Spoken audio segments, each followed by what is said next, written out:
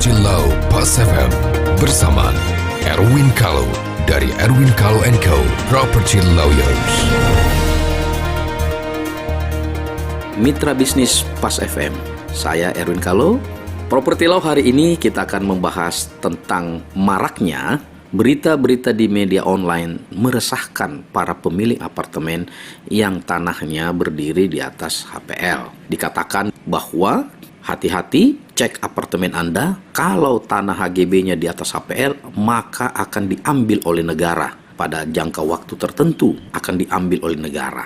Yang ingin saya sampaikan adalah penjelasan yang objektif dan yang benar. Bahwa apa yang beredar di dalam media online, ya ancaman-ancaman dan provokasi-provokasi tersebut tidak benar. Kenapa demikian? Karena kita harus tahu bahwa HPL itu, hak pengelolaan lahan, itu adalah kewenangan pemerintah di dalam mengatur peruntukan dan zoning, bukan kepemilikan. Hal itu diatur di dalam Peraturan Menteri Dalam Negeri nomor 1 tahun 77. Dulu belum ada peraturan tentang tata ruang, sehingga pemerintah perlu menjamin adanya kepastian tentang peruntukan lahan dan zoning, Maka di situ instansi-instansi pemerintah atau badan-badan yang diberikan HPL, pastinya badan pemerintah, itu mempunyai kewenangan untuk merencanakan peruntukan dan menggunakan tanah yang bersangkutan atau menggunakan untuk keperluan usahanya sendiri, misalnya pelindo, beberapa untuk daerah kerja laut itu dikasih, tapi bukan berarti memiliki. Yang ketiga adalah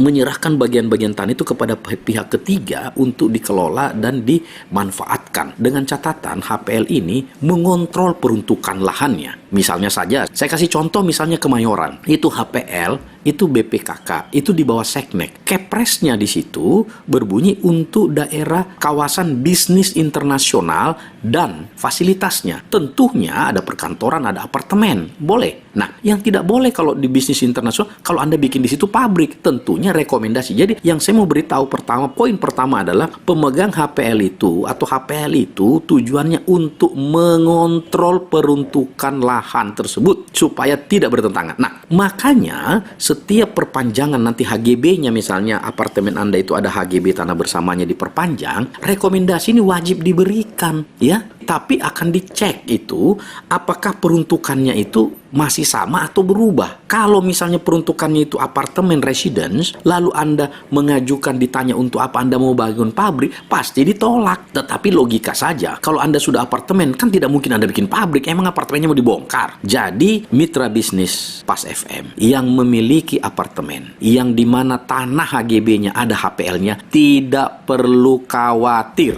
Kalau sudah habis HGB-nya, itu harus diperpanjang memang 30 tahun pertama dan 20 tahun. Nah, setelah 20 tahun diperpanjang, apakah itu hilang? Tidak, Bisa lagi, tapi bukan namanya perpanjangan, tapi pembaruan hak. Memang konsekuensi kalau kita ada HPL-nya, ada sedikit biaya tambah, biaya administrasi, itu namanya biaya rekomendasi. Karena dalam peraturan Menteri Dalam Negeri nomor 1 tahun 77, memang rekomendasi itu tidak diatur di situ, tetapi biaya rekomendasi inilah, misalnya saja, di situ ada macam-macam tergantung perjanjian pemegang HPL dengan pengembang. Ada misalnya 2,5%, ada 5%. Seperti di Mangga 2, kalau itu HPL-nya Pemda itu 5%. Tetapi 5% ini kalau apartemen, itu Anda tidak tanggung sendiri, tapi ditanggung bareng-bareng. Karena HGB itu merupakan tanah bersama, Jadi kalau tanah bersama itu berarti, kita nikmati bersama-sama dan kita tanggung jawab bersama-sama. Jadi tidak perlu khawatir,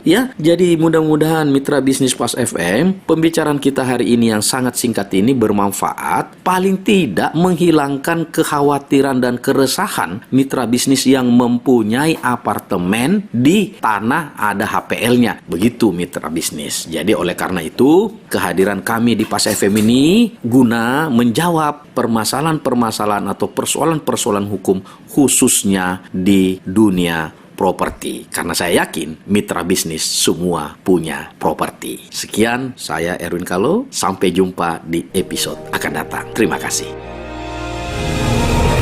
Nantikan Property Law Pas FM berikutnya. Bila Anda memiliki pertanyaan Property Law, email ke redaksi@pasfm.com. redaksi@pasfm.com.